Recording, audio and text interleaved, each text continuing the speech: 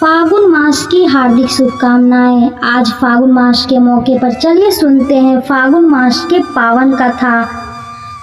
प्राचीन समय में एक नगर में धनपाल नाम का एक व्यापारी रहता था। वह बहुत धनी था, लेकिन धर्म कर्म से दूर रहता था।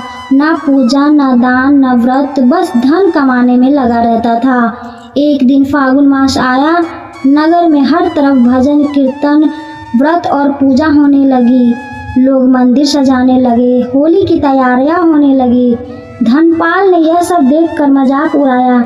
उसी रात उसे स्वप्न आया। उसने देखा कि यमदूत उसे ले जा रहे हैं। डरकर उसने पूछा, मैंने क्या अपराध किया है?